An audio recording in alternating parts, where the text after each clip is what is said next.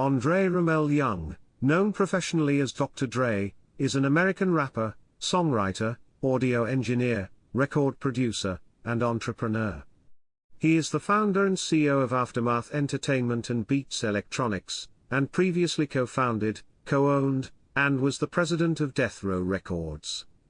Dr. Dre began his career as a member of the World Class Wreckin Cru in 1985 and later found fame with the gangsta rap group N.W.A. The group popularized explicit lyrics in hip-hop to detail the violence of street life. During the early 1990s, Dre was credited as a key figure in the crafting and popularization of West Coast G-Funk, a subgenre of hip-hop characterized by a synthesizer foundation and slow, heavy beats. Dre's solo debut studio album The Chronic, released under Death Row Records, made him one of the best-selling American music artists of 1993. It earned him a Grammy Award for Best Rap Solo Performance for the single Let Me Ride, as well as several accolades for the single Nothing But a G-Thang. That year, he produced Death Row labelmate Snoop Doggy Dogg's debut album Doggy Style and mentored producers such as his stepbrother Warren G and Snoop Dogg's cousin Daz Dillinger. In 1996, Dr. Dre left Death Row Records to establish his own label, Aftermath Entertainment. He produced a compilation album, Dr. Dre Presents the Aftermath, in 1996, and released a solo album, 2001, in 1999. During the 2000s, Dre focused on producing other artists, occasionally contributing vocals. He signed Eminem in 1998 and 50 Cent in 2002, and co-produced their albums. He has produced albums for and overseen the careers of many other rappers, including Tupac, The D.O.C., Snoop Dogg, Exhibit, Nocturnal, The Game, Kendrick Lamar, and Anderson .Paak. Dre has also had acting roles in movies, such as Set It Off, The Wash, and Training Day.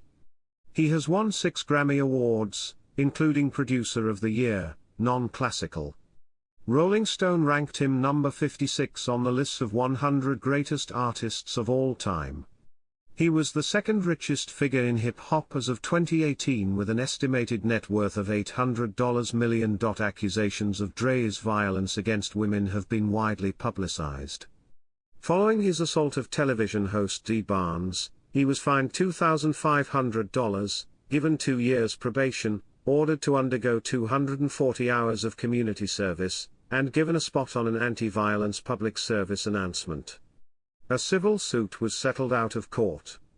In 2015, Michelle A., the mother of one of his children, accused him of domestic violence during their time together as a couple.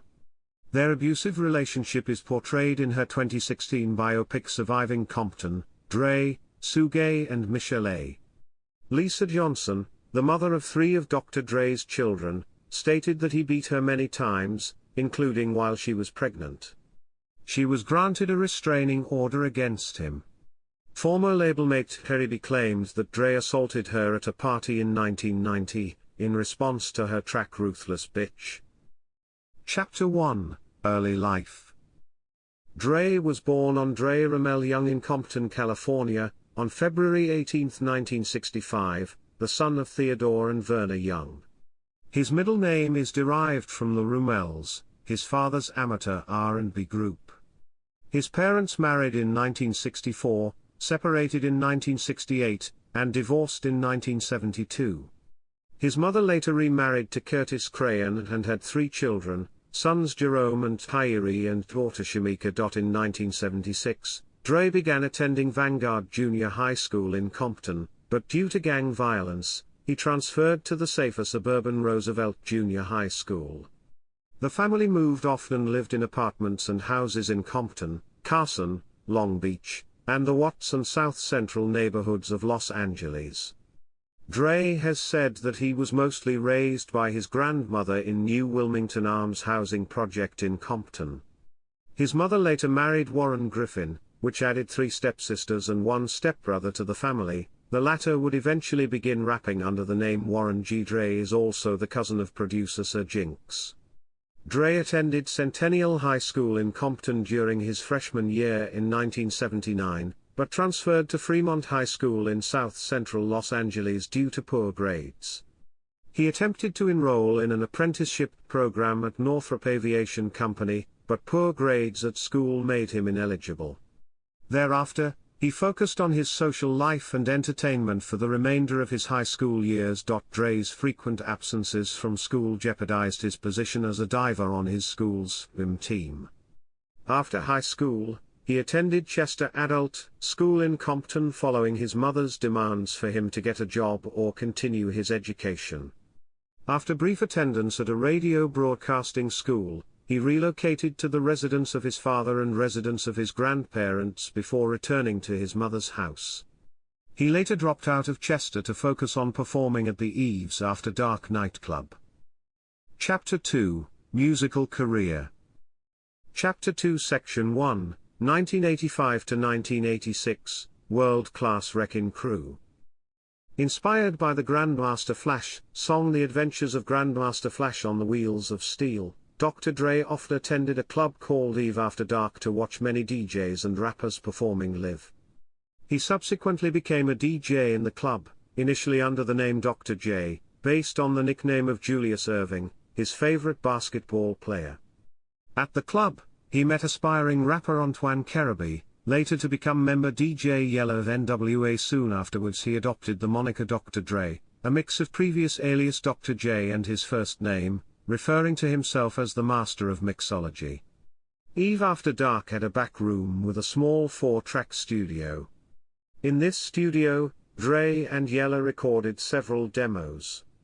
In their first recording session, they recorded a song entitled Surgery, with the lyrics calling Dr. Dre to surgery serving as the chorus to the song. Dr. Dre's earliest recordings were released in 1994 on a compilation titled Concrete Roots. Stephen Thomas Earlywine of the website AllMusic described the compiled music, released several years before Dre developed a distinctive style, as surprisingly generic and unengaging and for dedicated fans only.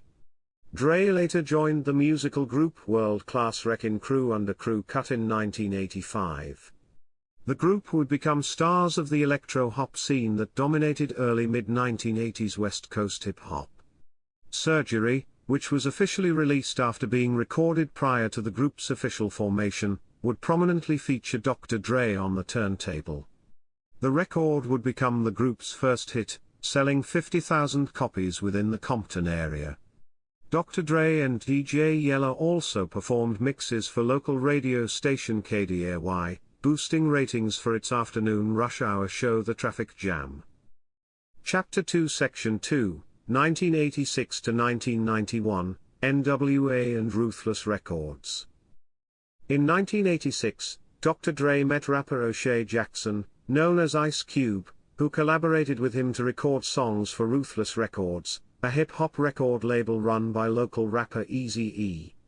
N.W.A. and fellow West Coast rapper Ice-T are widely credited as seminal artists of the gangsta rap genre, a profanity-heavy subgenre of hip-hop, replete with gritty depictions of urban crime and gang lifestyle.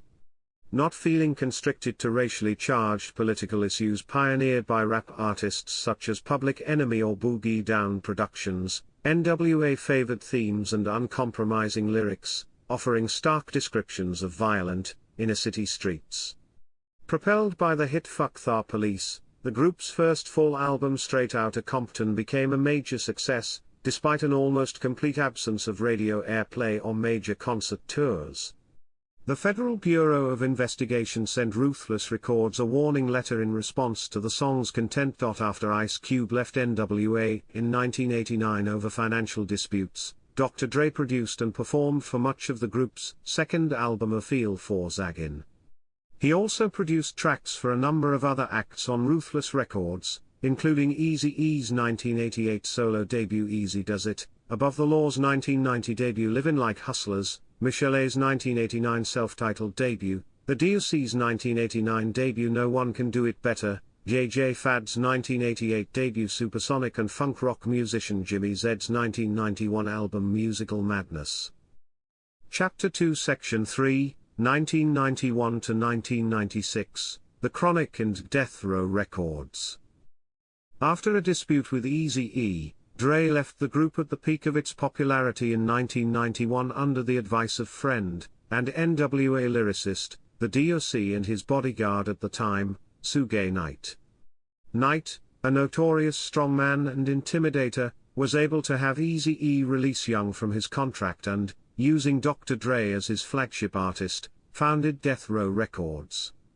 In 1992, Young released his first single, the title track to the film Deep Cover, a collaboration with rapper Snoop Dogg, whom he met through Warren G. Dr. Dre's debut solo album was The Chronic, released under Death Row Records with Suge Knight as executive producer.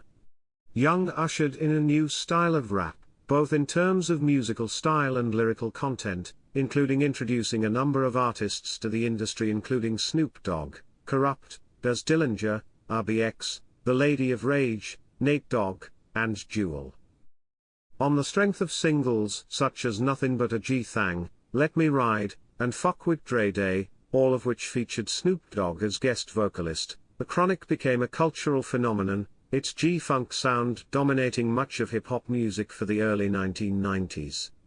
In 1993, the Recording Industry Association of America certified the album triple platinum, and Dr. Dre also won the Grammy Award for Best Rap Solo Performance for his performance on Let Me Ride. For that year, Billboard magazine also ranked Dr. Dre as the 8th best-selling musical artist, The Chronic as the 6th best-selling album, and Nothing But a G-Thang as the 11th best-selling single. Besides working on his own material, Dr. Dre produced Snoop Dogg's debut album Doggy Style, which became the first debut album for an artist to enter the Billboard 200 album charts at number 1. In 1994, Dr. Dre produced some songs on the soundtracks to the films Above the Rim and Murder Was the Case. He collaborated with fellow N.W.A member Ice Cube for the song Natural Born Killers in 1995. For the film Friday, Dre recorded Keep Their Heads Ringin', which reached number 10 on the Billboard Hot 100 and number 1 on the Hot Rap Singles charts. In 1995, Death Row Records signed rapper Tupac, and began to position him as their major star. He collaborated with Dr. Dre on the commercially successful single California Love, which became both artists' first song to top the Billboard Hot 100. However, in March 1996, Young left the label amidst a contract dispute and growing concerns that label boss Suge Knight was corrupt, financially dishonest and out of control. Later that year, he formed his own label, Aftermath Entertainment, under the distribution label for Death Row Records, Interscope Records. Subsequently, Death Row Records suffered poor sales by 1997, especially following the death of Tupac and the racketeering charges brought against Knight. Dr. Dre also appeared on the single No Diggity by R&B group Blackstreet in 1996. It too was a sales success, topping the Hot 100 for 4 consecutive weeks, and later won the award for Best R&B Vocal by a Duo or Group at the 1997 Grammy Awards. After hearing it for the first time, several of Dr. Dre's former Death Row colleagues, including Tupac, recorded and attempted to release a song titled Toss It Up, containing numerous insults aimed at Dr. Dre and using a deliberately similar instrumental to No Diggity, but were forced to replace the production after Blackstreet issued the label with a cease and desist order stopping them from distributing the song. Chapter 2 Section 4, 1996 to 2000, moved to Aftermath Entertainment in 2001. The Dr. Dre Presents the Aftermath album, released on November 26, 1996, featured songs by Dr. Dre himself, as well as by newly signed Aftermath Entertainment artists, and a solo track Been There, Done That, intended as a symbolic farewell to gangsta rap. Despite being classified platinum by the RIAA, the album was not very popular among music fans. In October 1996, Dre performed Been There, Done That on Saturday Night Live. In 1997, Dr. Dre produced several tracks on the firm's The Album. It was met with largely negative reviews from critics. Rumors began to abound that Aftermath was facing financial difficulties.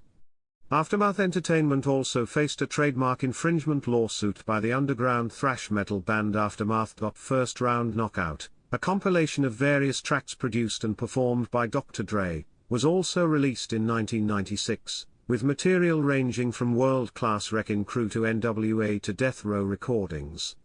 Dr. Dre chose to take no part in the ongoing East Coast-West Coast hip-hop rivalry of the time, instead producing for, and appearing on, several New York artists' releases, such as Nas Is Coming, LL Cool J's Zoom and Jay-Z's Watch Me.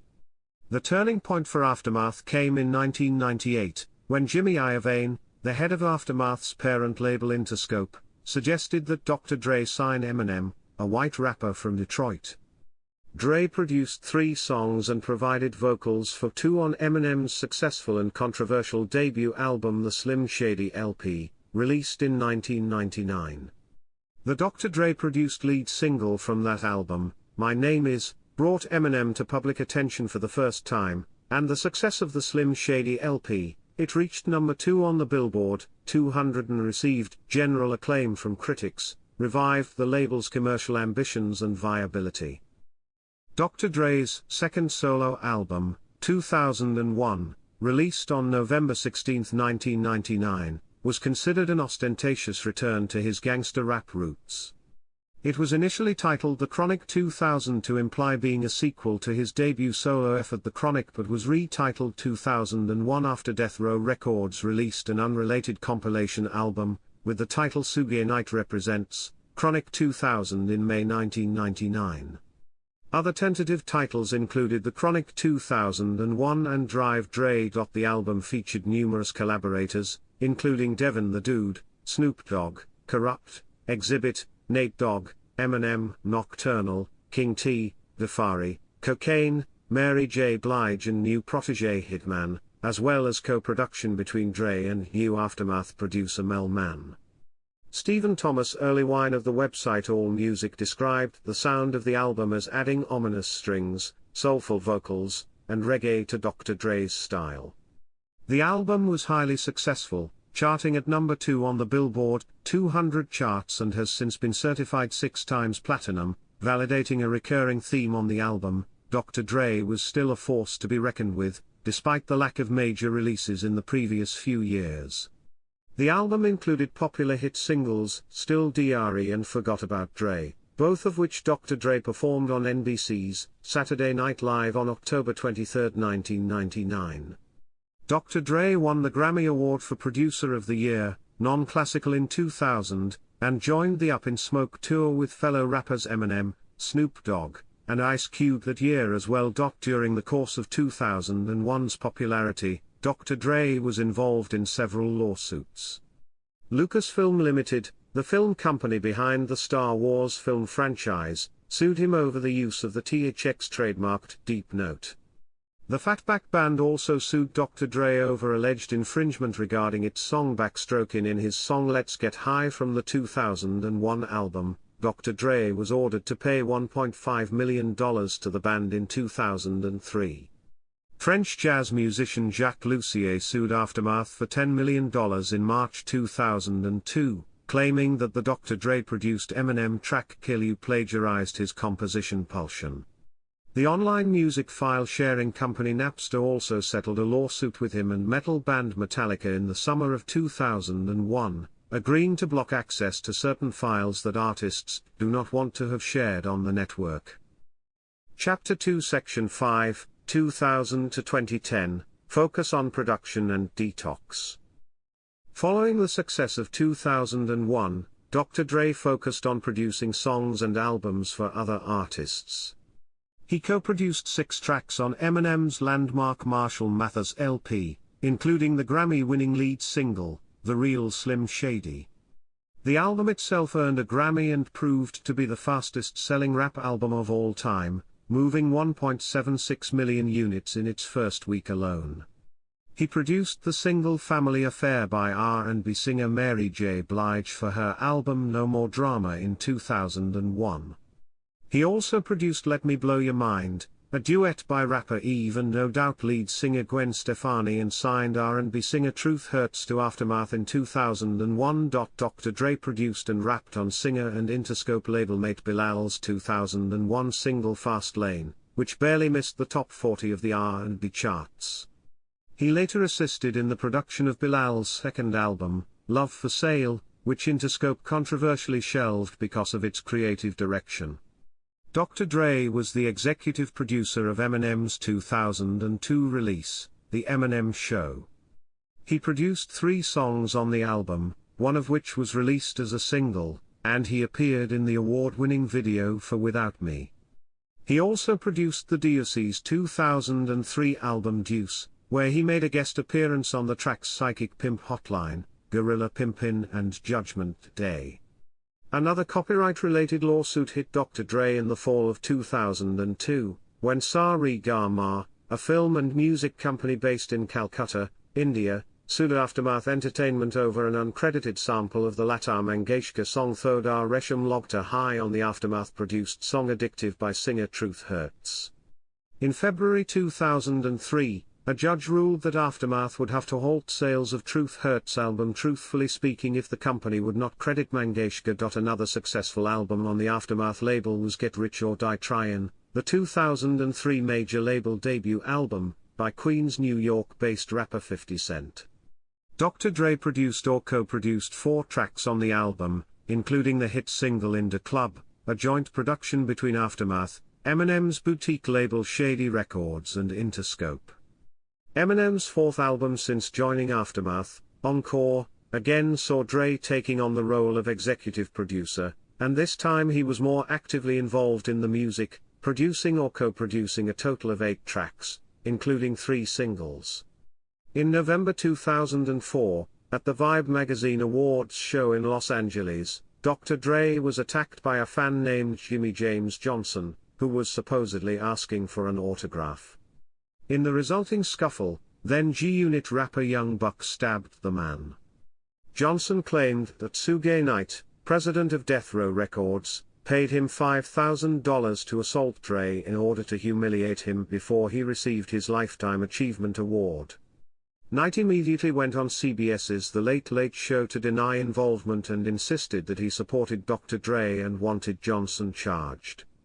In September 2005, Johnson was sentenced to a year in prison and ordered to stay away from Dr. Dre until 2008. Dr. Dre also produced How We Do, a 2005 hit single from rapper The Game from his album The Documentary, as well as tracks on 50 Cent's successful second album The Massacre.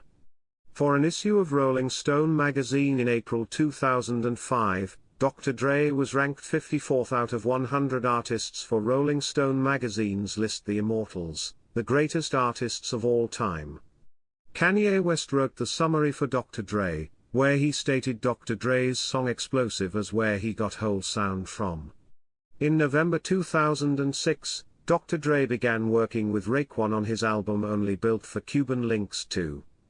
He also produced tracks for the rap albums Buck the World by Young Buck, Curtis by 50 Cent, Thar Blue Carpet Treatment by Snoop Dogg, and Kingdom Come by Jay-Z. Dre also appeared on Timbaland's track Bounce, from his 2007 solo album, Timbaland presents Shock Value alongside Missy Elliott and Justin Timberlake.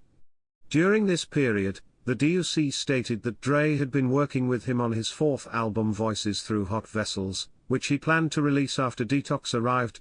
Planned but unreleased albums during Dr. Dre's tenure at Aftermath have included a full-length reunion with Snoop Dogg titled Break Up to Make Up, an album with fellow former N.W.A. member Ice Cube which was to be titled Helter Skelter, an N.W.A. reunion album, and a joint album with fellow producer Timbaland titled Chairman of the Board. In 2007, Dr. Dre's 3rd studio album, formerly known as Detox, was slated to be his final studio album.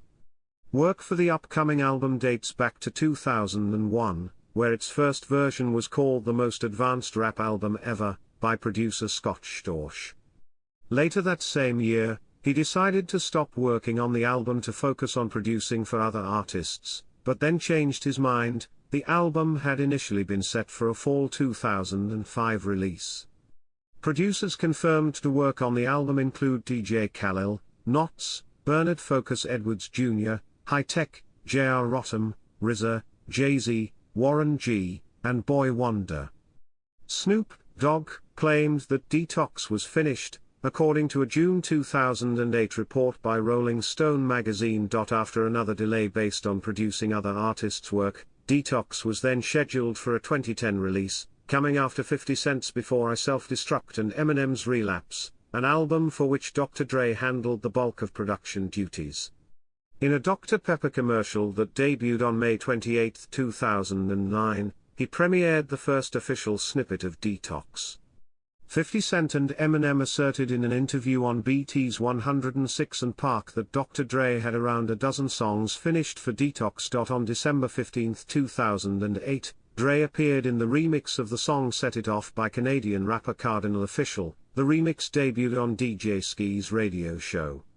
At the beginning of 2009, Dre produced, and made a guest vocal performance on, the single Crack a Bottle by Eminem, and the single sold a record 418,000 downloads in its first week and reached the top of the Billboard Hot 100 chart on the week of February 12, 2009. Along with this single, in 2009 Dr. Dre produced or co-produced 19 of 20 tracks on Eminem's album Relapse. These included other hit singles We Made You, Old Time's Sake, and 3 AM. On April 20, 2010, Under Pressure, featuring Jay-Z and co-produced with Scott Storch, was confirmed by Jimmy Iovine and Dr. Dre during an interview at Fenway Park as the album's first single.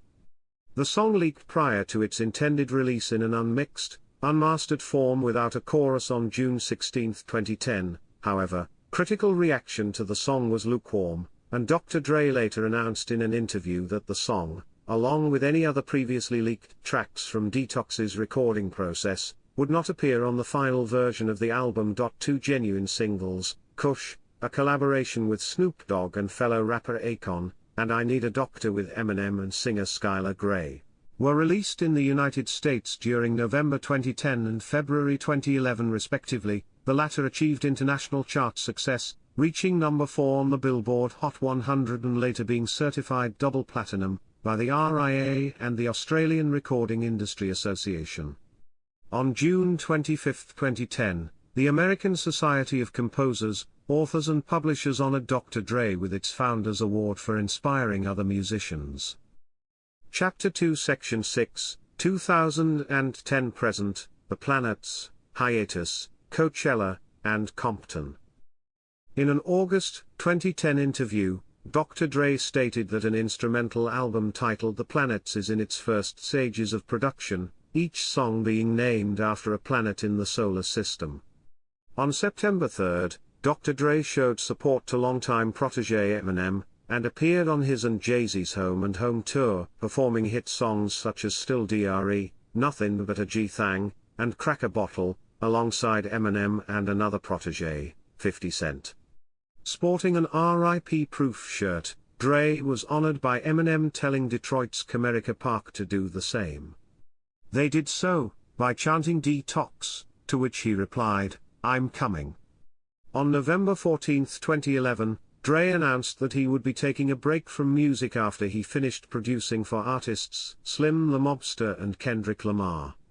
In this break, he stated that he would work on bringing his Beats by Dre to a standard as high as Apple and would also spend time with his family. On January 9, 2012, Dre headlined the final nights of the 2012 Coachella Valley Music and Arts Festival, on the weekends of April the 13th to the 15th and April the 20th to the 22nd, 2012. In a June 2014 interview with Wrap-Up, Marsha Ambrosius talked about working on Dr. Dre's third album. She stated that she had gone to Hawaii before the end of 2013 for a few weeks to work with him on so many things, including his upcoming album and a project of her own among other unspecified projects. Ambrosius also told Wrap-Up that Dr. Dre's third album is no longer called Detox, but didn't reveal the new title. In a September interview with Shots Fired that same year, Aftermath Entertainment in-house producer Dawn Parker confirmed the title change.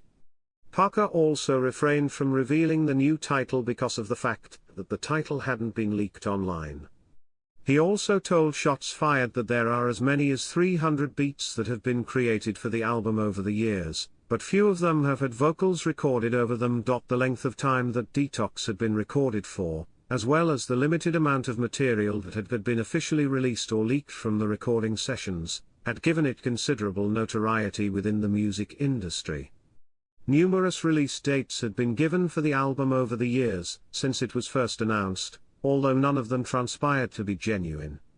Several musicians closely affiliated with Dr. Dre, including Snoop Dogg, fellow rappers 50 Cent, The Game and producer DJ Quick, had speculated in interviews that the album will never be released, due to Dr. Dre's business and entrepreneurial ventures having interfered with recording work, as well as causing him to lose motivation to record new material. On his Beats One radio show The Pharmacy on August 1, 2015, Dre announced that he would release what would be his final album, titled Compton. It is inspired by the N.W.A. biopic Straight Outta Compton and is a compilation-style album, featuring a number of frequent collaborators, including Eminem, Snoop Dogg, Kendrick Lamar, Exhibit and The Game, among others. It was released exclusively for iTunes and Apple Music on August 7. A physical version was published on August 21. In an interview with Rolling Stone, he revealed that he had about 20 to 40 tracks for Detox, but he didn't release it because it didn't meet his standards and he thought he was done being an artist. He also revealed that he suffers from social anxiety and due to this he remains secluded and out of attention. On February 12, 2016, it was revealed that Apple would create its first original scripted television series and it would star Dr. Dre. Called Vital Signs, it was set to reflect the life of Dr. Dre. Dr. Dre was an executive producer on the show before the show's cancellation sometime in 2017. In October 2016, Sean Combs brought out Dr. Dre, Snoop Dogg and others on his Bad Boy reunion tour. Chapter 3, Other Ventures. Chapter 3 Section 1, Film Appearances. Dr. Dre made his first on-screen appearance as a weapons dealer in the 1996 bank robbery movie Set It Off. In 2001, Dr. Dre also appeared in the movies The Wash and Training Day.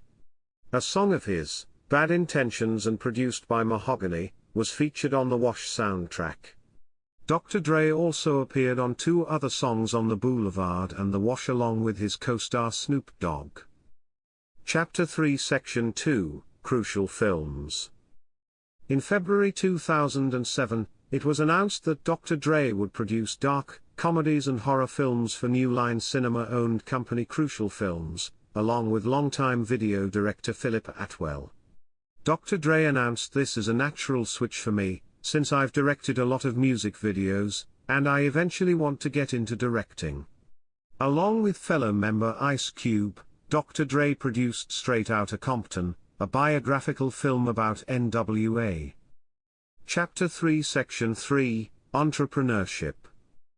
In July 2008, Dr. Dre released his first brand of headphones, Beats by Dr. Dre. The line consisted of Beats Studio, a circumaural headphone, Beats Tour, an in-ear headphone, Beats Solo and Solo HD, a supraaural headphone, Beats Thin, Heartbeats by Lady Gaga, also an in-ear headphone, and Diddy Beats. In autumn 2009, Hewlett-Packard participated in a deal to bundle Beats by Dr. Dre with some HP laptops and headsets. HP and Dr. Dre announced the deal on October 9, 2009, at a press event in Santa Monica, California.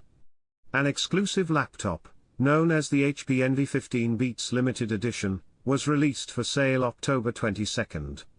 In May 2014, technology giant Apple purchased the Beats brand for $3 billion, Apple's most expensive purchase by far. The deal made Dr. Dre the richest man in hip-hop, surpassing Diddy. Dr. Dre became an Apple employee in an executive role, and worked with Apple for years. Chapter 3 Section 4, Philanthropy. During May 2013, Dr. Dre and Jimmy Iovine donated a $70 million endowment to the University of Southern California to create the USC Jimmy Iovine and Andre Young Academy for Arts, Technology and the Business of Innovation. The goal of the Academy has been stated as to shape the future by nurturing the talents, passions, leadership and risk-taking of uniquely qualified students who are motivated to explore and create new art forms, technologies, and business models. The first class of the Academy began in September 2014. In June 2017, it was announced that Dr. Dre has committed $10 million to the construction of a performing arts center for the new Compton High School. The center will encompass creative resources and a 1,200-seat theater, and is expected to break ground in 2020. The project is a partnership between Dr. Dre and the Compton Unified School District. Chapter 3 Section 5, Endorsements. St. Ides. Coors Light. Dr. Pepper. Chrysler 300S imported from Detroit. Chapter 3 Section 6, Dr. Dre started Burning Man rumors. An urban legend surfaced in 2011 when a Tumblr blog titled Dr. Dre Started Burning Man began promulgating the notion that the producer, rapper and entrepreneur had discovered Burning Man in 1995 during a music video shoot, and offered to cover the cost of the event's permit from the Nevada Bureau of Land Management under an agreement with the festival's organizers, that he could institute an entrance fee system, which had not existed before his participation. This claim was supported by an alleged letter from Dre to Nicole Threet Young that indicated that Dre had shared his experience witnessing the Burning Man festival with her. Business Insider mentions the portion of the letter where Dr. Dre purportedly states, "Someone should get behind this and make some money off these fools," and compares Dr. Dre's potential entrepreneurial engagement with Burning Man as a parallel to Steve Jobs' efforts to centralize and profit from the otherwise unorganized online music industry. According to Salon, Dr. Dre's ethos seems to be aligned with 7 of the 10 principles of the Burning Man community: radical self-reliance, radical self-expression, communal effort, civic responsibility, leaving no trace, participation and immediacy. Chapter 4, Musical Influences and Style. The space, about the size of a college dorm room, is splattered with papers, ideas scribbled down in black ink. Nothing but G-thangs waiting to happen. Those that don't happen end up in a round, purple LA Lakers trash can. A kitchen, red and stainless steel like a 50s diner, adjoins the control room. Chapter 4 Section 1, Production Style. Dre is renowned for constantly evolving his production style through the years, while always keeping in touch with his roots and reshaping elements from previous work. In the start of his career as a producer for the World Class Wreckin Cru with DJ Alonzo Williams in the mid-1980s, his beats were in the electro-hop style pioneered by the Unknown DJ, and that of early hip-hop groups like the Beastie Boys and Houdini. These influences are evident in Eazy-E's 1986 song Boys N' the Hood, which Dre produced. Sampling was at the time a key element of Dre's production, the EMU SB1200 being his primary instrument, in the N.W.A. days. In 1987, Dre sampled the Ohio Players' ARP synth riffs from their 1973 funk hit Funky Worm in the N.W.A. song Dope Man. Being the first hip-hop producer to sample the song, Dre both paved the way for the future popularization of the G-funk style within hip-hop, and established heavy synthesizer solos as an integral part of his production style. Dr. Dre was also one of the first producers to interpolate the then little-known drum break from the Winstons' Amen, Brother in the N.W.A. song Straight Outta Compton. This break has since become a staple in not only hip-hop, but all popular music, having been used in over 1,700 songs. From Straight Outta Compton on, Dre uses live musicians to replay old melodies rather than sampling them. With Ruthless Records, collaborators included guitarist Mike Crazy Neck Sims, multi-instrumentalist Colin Wolfe, DJ Yella and sound engineer Donovan the Dirt Biker Sound. Dre is receptive of new ideas from other producers, one example being his fruitful collaboration with Above the Law's producer Cold 187 Micrometers while at Ruthless.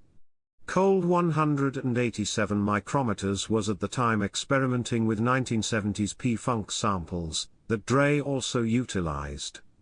Dre has since been accused of stealing the concept of G-Funk from cold 187 micrometers. Upon leaving Ruthless and forming Death Row Records in 1991, Dre called on veteran West Coast DJ Chris the Glove Taylor and sound engineer Greg Gregsky Royal, along with Colin Wolfe, to help him on future projects. His 1992 album The Chronic is thought to be one of the most well-produced hip-hop albums of all time. Musical themes included hard-hitting synthesizer solos played by Wolfe, bass-heavy compositions, background female vocals and Dre fully embracing 1970s funk samples. Dre used a Mini Moog synth to replay the melody from Leon Haywood's 1972 song I Wanna Do Something Freaky to You for the Chronic's first single Nothing But a G-Thang, which became a global hit. For his new protege Snoop Doggy Dogg's album Doggy Style, Dre collaborated with then 19-year-old producer Des Dillinger, who received co-production credits on songs Serial Killer and For All My Niggas and Bitches, the Dramatics bass player Tony T. Money Green, guitarist Ricky Rouse, keyboardists Emmanuel Porkchop, Dean and Sean Barney Rubble Thomas and engineer Tommy Doherty, as well as Warren G. and Sam Snead, who are credited with bringing several samples to the studio. The influence of The Chronic and Doggy Style on the popular music of the 1990s went not only far beyond the West Coast, but beyond hip-hop as a genre. Artists as diverse as Master P, George Michael, Mariah Carey, Adina Howard, Luis Miguel, and the Spice Girls used G-Funk instrumentation in their songs. Bad Boy Records producer Chucky Thompson stated in the April 2004 issue of XXL magazine that the sound of Doggy Style and The Chronic was the basis for the Notorious B.I.G.'s 1995 hit single Big Poppa. At that time, we were listening to Snoop's album. We knew what was going on in the West through Dr. Dre. Big just knew the culture, he knew what was going on with hip-hop. It was more than just New York. It was all over. In 1994, starting with the Murder Was the Case soundtrack, Dre attempted to push the boundaries of G-Funk further into a darker sound. In songs such as Murder Was the Case and Natural Born Killers, the synthesizer pitch is higher and the drum tempo is slowed down to 91 BPM to create a dark and gritty atmosphere. Percussion instruments, particularly sleigh bells, are also present. Dre's frequent collaborators from this period included Pittsburgh, Pennsylvania native Stuart "Stubby Doo" Bullard, a multi-instrumentalist from the Ozone Strings Orchestra, Sam Snead, Stephen Buddha Anderson, and percussionist Carl Butch Small. This style of production has been influential far beyond the West Coast. The beat for the Houston-based group Ghetto Boys' 1996 song still follows the same drum pattern as Natural Born Killers and Eazy-E's What Would You Do is similar to the original Murder Was the Case instrumental. This style of production is usually accompanied by horror and occult-themed lyrics and imagery, being crucial to the creation of horrorcore. By 1996, Dre was again looking to innovate his sound. He recruited keyboardist Kamara Cambone to play the keys on Been There, Done That, and through Buddha and Sam Snead he was introduced to fellow Pittsburgh native Melvin "Melman" Bradford. At this time, he also switched from using the EMU SB1200 to the Akai MPC 3000 drum kit and sampler, which he still uses today. Beginning with his 1996 compilation Drive Dre Presents The Aftermath, Dre's production has taken a less sample-based approach, with loud, layered snare drums dominating the mix, while synthesizers are still omnipresent. In his critically acclaimed second album, 2001, live instrumentation takes the place of sampling, a famous example being The Next Episode, in which keyboardist Kamara Cambone replayed live the main melody from David McCallum's 1967 jazz-funk Work the Edge. For every song on 2001, Dre had a keyboardist, guitarist and bassist create the basic parts of the beat, while he himself programmed the drums, did the sequencing and overdubbing and added sound effects, and later mixed the songs.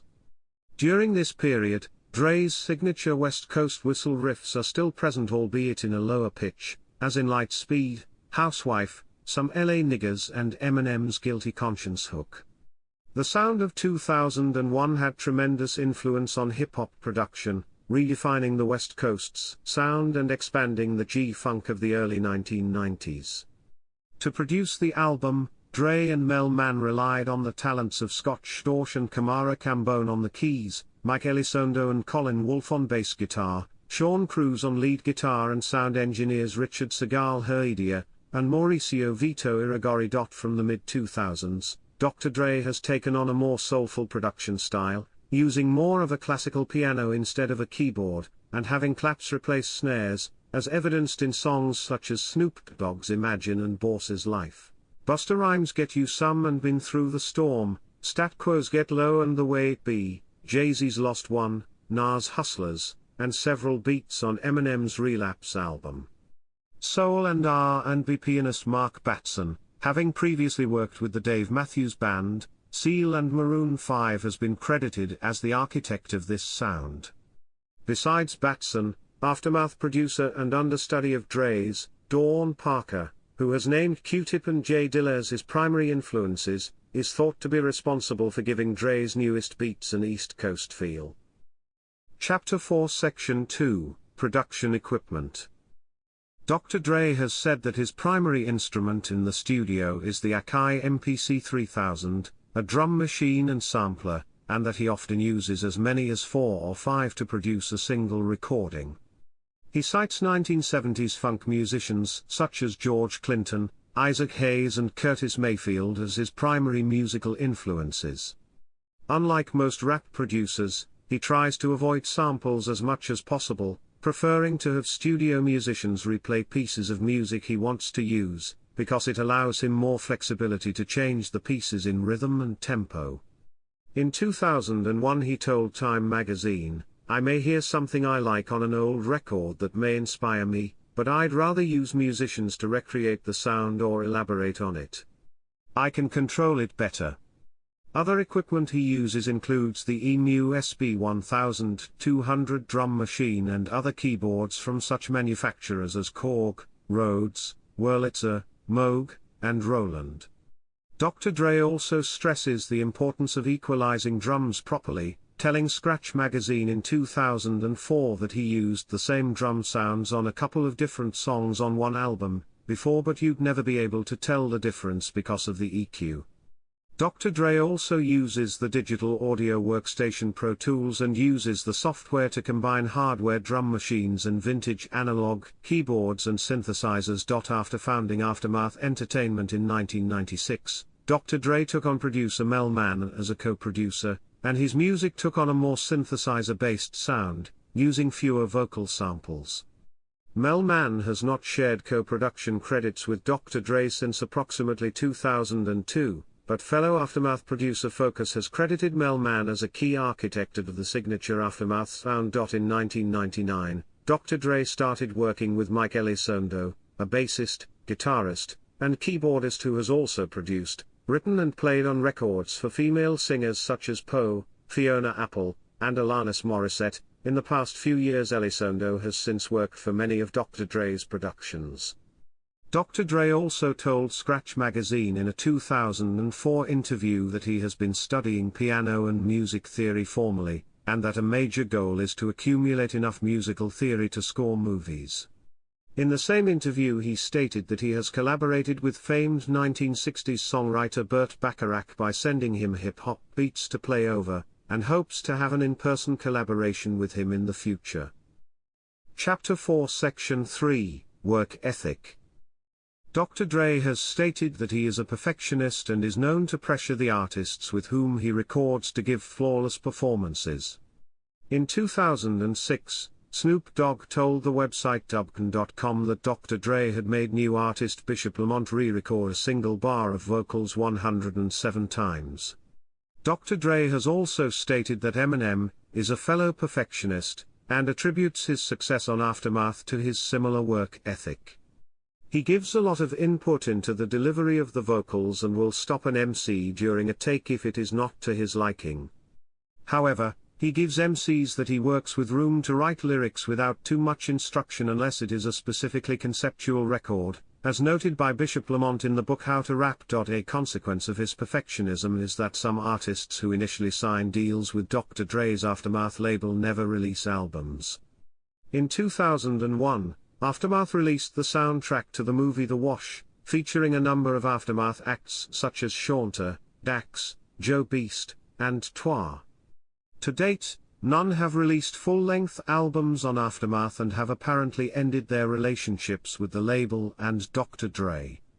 Other noteworthy acts to leave Aftermath without releasing albums include King T, 2001 vocalist Hitman, Joel Ortiz, Raekwon, and Rakim. Chapter 4 Section 4, Collaborators and Co-Producers. Over the years, word of other collaborators who have contributed to Dr. Dre's work has surfaced.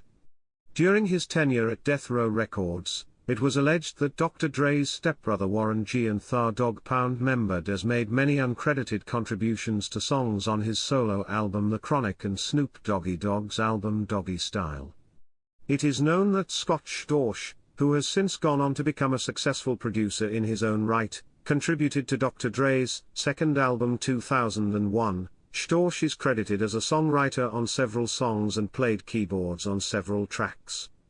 In 2006 he told Rolling Stone, "At the time, I saw Dr. Dre desperately needed something," Storch says. "He needed a fuel injection, and Dr. Dre utilized me as the nitrous oxide. He threw me into the mix, and I sort of tapped on a new flavor with my whole piano sound and the strings and orchestration. So I'd be on the keyboards, and Mike was on the bass guitar, and Dr. Dre was on the drum machine." Current collaborator Mike Elizondo, when speaking about his work with Young, describes their recording process as a collaborative effort involving several musicians. In 2004 he claimed to Songwriter Universe magazine that he had written the foundations of the hit Eminem song The Real Slim Shady, stating, "I initially played a bass line on the song, and Dr. Dre, Tommy Costa Jr. and I built the track from there. Eminem then heard the track, and he wrote the rap to it."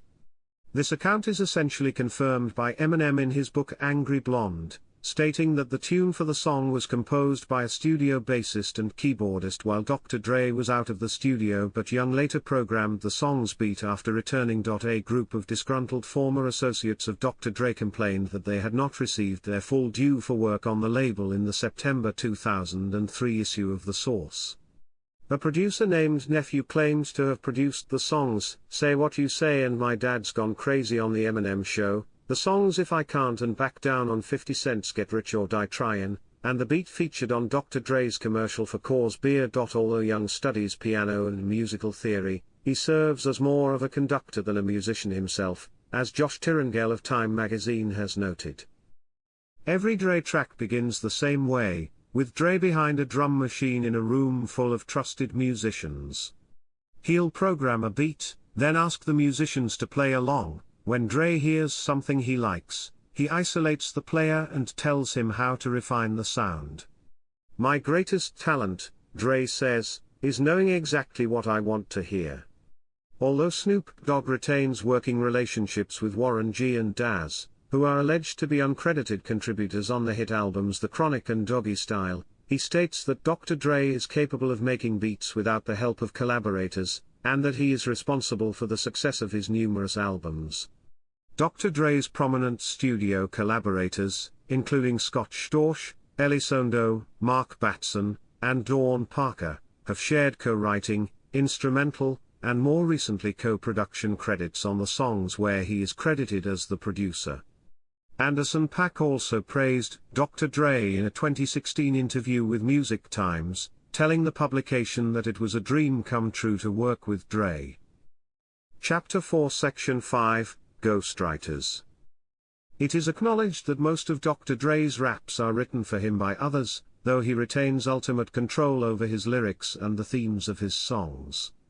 As Aftermath producer Mahogany told Scratch, "It's like a classroom in. He'll have 3 writers in there. They'll bring in something, he'll recite it, then he'll say, change this line, change this word, like he's grading papers. As seen in the credits for tracks Young has appeared on, there are often multiple people who contribute to his songs. In the book How to Rap, RBX explains that writing The Chronic was a team effort and details how he ghostwrote Let Me Ride for Dre. In regard to ghostwriting lyrics, he says, Dre doesn't profess to be no super-duper rap dude, Dre is a super-duper producer. As a member of N.W.A, the DOC wrote lyrics for him while he stuck with producing. New York City rapper Jay-Z ghostwrote lyrics for the single Still Dre from Dr. Dre's album 2001. Chapter 5, Personal Life. On December 15, 1981, when Dre was 16 years old and his then-girlfriend Cassandra Joy Green was 15 years old, the two had a son named Curtis, who was brought up by Green and first met Dre 20 years later. Curtis is a rapper under the name Hood Surgeon. In 1983, Dre and Lisa Johnson had a daughter named LaTanya Danielle Young. They have 3 daughters together. In 1988, Dre and Jenita Porter had a son named Andre Young Jr. In 1990, Porter sued Dre, seeking $5,000 of child support per month. On August 23, 2008, Dre's son Andre died at the age of 20 from an overdose of heroin and morphine at his mother's Woodland Hills home. From 1987 to 1996, Dre dated singer Michelle A, who frequently contributed vocals to Ruthless Records and Death Row Records albums. In 1991, they had a son named Marcel. In 1996, Dre married N.B.A player Cedale Threat's ex-wife Nicole. They have 2 children together, a son named Truis and a daughter named Truly. Nicole Young filed for divorce in June 2020, citing irreconcilable differences. In 2001, Dre earned a total of about $52 million from selling part of his share of Aftermath Entertainment to Interscope Records and his production of such hit songs that year as Family Affair by Mary J. Blige. Rolling Stone magazine thus named him the second highest paid artist of the year. Dr. Dre was ranked 44th in 2004 from earnings of $11.4 million, primarily from production royalties from such projects as albums from G-Unit and D12 and the single Rich Girl by singer Gwen Stefani and rapper Eve. Forbes estimated his net worth at $270 million in 2012. The same publication later reported that he acquired $110 million via his various endeavors in 2012, making him the highest paid artist of the year. Income from the 2014 sale of Beats to Apple, contributing to what Forbes termed the biggest single-year payday of any musician in history, made Dr. Dre the world's richest musical performer of 2015. In 2014, Dre purchased a $40 million home in the Brentwood neighborhood of Los Angeles from its previous owners, NFL player Tom Brady and supermodel Gisele Bündchen. It was reported that Dre suffered a brain aneurysm on January 5, 2021, and that he was admitted to Cedars-Sinai Medical Center's ICU in Los Angeles, California. Hours after his admission to the hospital, Dre's home was targeted for an attempted burglary. Chapter 6, Controversies and Legal Issues. Chapter 6, Section 1, Violence Against Women. Dre has been accused of multiple incidents of violence against women. On January 27, 1991, at a music industry party at the Po Na Na Souk Club in Hollywood, Dr. Dre assaulted television host Dee Barnes of the Fox television program Pump It Up, following an episode of Pump It Up where her interview with N.W.A had been followed by an interview with Ice Cube in which he dissed N.W.A, and mocked the DOC's change in voice after a near-fatal accident. Barnes filed a $22.7 million lawsuit in response to the incident. Subsequently, Dr. Dre was fined $2,500, given 2 years probation, ordered to undergo 240 hours of community service, and given a spot on an anti-violence public service announcement on television. The civil suit was settled out of court. Barnes stated that he began slamming her face and the right side of her body repeatedly against a wall near the stairway. Dr. Dre later commented, "People talk all this shit, but you know, somebody fucks with me, I'm gonna fuck with them. I just did it, you know. Ain't nothing you can do now by talking about it. Besides, it ain't no big thing, I just threw her through a door. In March 2015, Michelle A., the mother of one of Dre's children, accused him of subjecting her to domestic violence during their time together as a couple, but did not initiate legal action. Their abusive relationship is portrayed in her 2016 biopic Surviving Compton. Dre, Suge and Michelle '. Ben Westhoff, author of Original Gangsters, The Untold Story of Dr. Dre, Eazy-E, Ice Cube, Tupac Shakur, and the Birth of West Coast Rap, investigated claims of Dr. Dre's alleged abuse. He tracked down Lisa Johnson, the mother of Dr. Dre's 3 oldest daughters. Johnson stated that he beat her many times, including while she was pregnant. She was granted a restraining order against him. Former label mate Terry B. claimed that Dre assaulted her at a post-Grammy party in 1990, in response to her track Ruthless Bitch.